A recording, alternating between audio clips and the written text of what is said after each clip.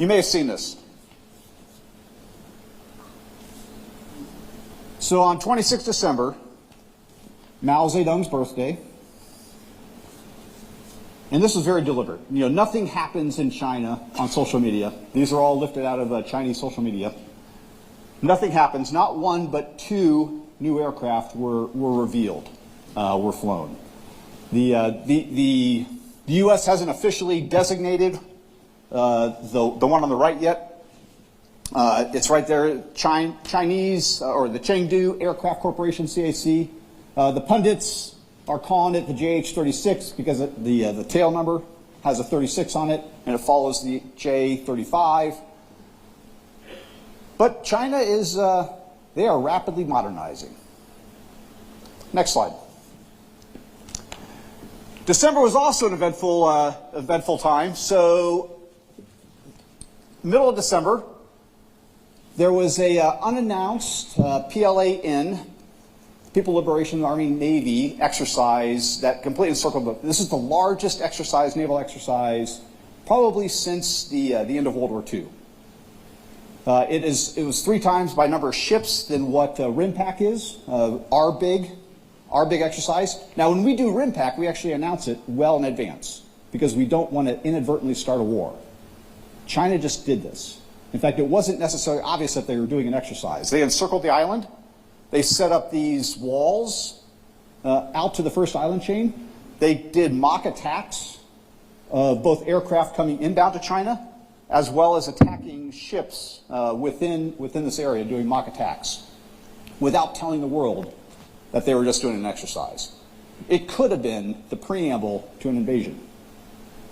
That's uncertainty. That's risk. Earlier in December, the U.S. acknowledged Salt Typhoon, a persistent Chinese cyber espionage. We've already known about, and we've talked in this forum, about Volt Typhoon, all the Chinese malware that is in our critical infrastructure. So a lot of our grid, electrical infrastructure, water, transportation systems, the SCADA systems that control those. There's a lot of Chinese malware on those. Salt Typhoon has been going on for about 4 years. There are at least a dozen now telecom companies that have been acknowledged, have been infected, and we can't actually get them out. They have root authority on the servers, and it appears that what they are targeting, and this is all open source, I'm not revealing anything, it appears that what they are targeting is our senior government officials and all the networks. So they have downloaded every single person that President-elect Trump has called in the last 4 years. AT&T is one of the companies. Verizon is one of the companies. Guess what? Our government phones, mine's there in the back. They have a record. The PLA, the CCP, now knows who my government phone has talked to for at least the last 4 years, and they're still there and we can't get them out. That's uncertainty. That's risk. It is a very, very dangerous world right now. Next slide. The pace of modernization that the PLA is going through. This is the current as of March 23. So a year ago. I guess almost 2 years ago now. It's 2025. How about that? Go ahead and go to the next slide. And go back one for me. And go forward one. And do it one more time. The pace of modernization that the PLA is going through is unprecedented.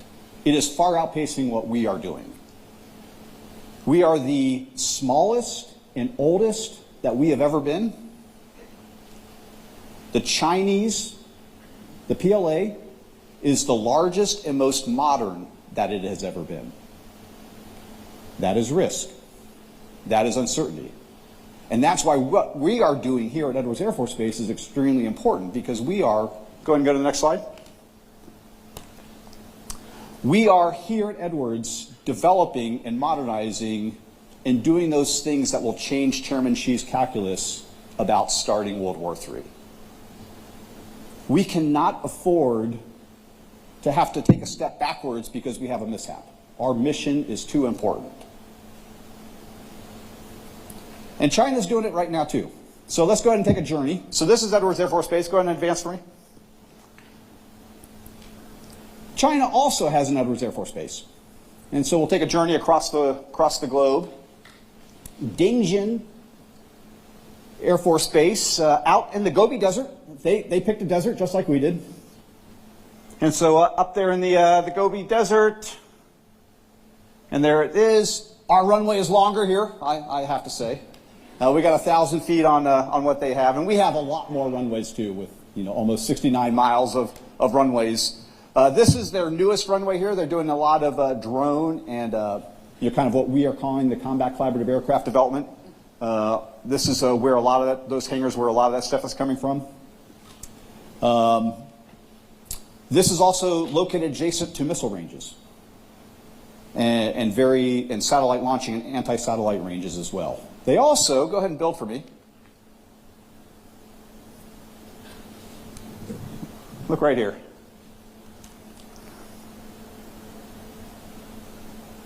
And go ahead and build. So that's 4 miles away from the main runway. Taichung International Airport is in northwest Taiwan. Do we think we know what they're doing? What they're planning? Have you changed? So Chief and I, when we flipped the coin and we looked at it, we were able to update our probabilities based on what we knew. Based on what you know now, can you update your assessment of the risk to the world and how important our mission is? This is not the only thing they're planning. And I think they know that we have satellites. Go ahead and go to the next slide for me. So in the desert, about 300 miles away, further to the west in the Gobi Desert, so just north of that Dingjin Army Airfield, they actually have places where they can launch ballistic missiles. About 300 miles away, they have this in the Gobi Desert.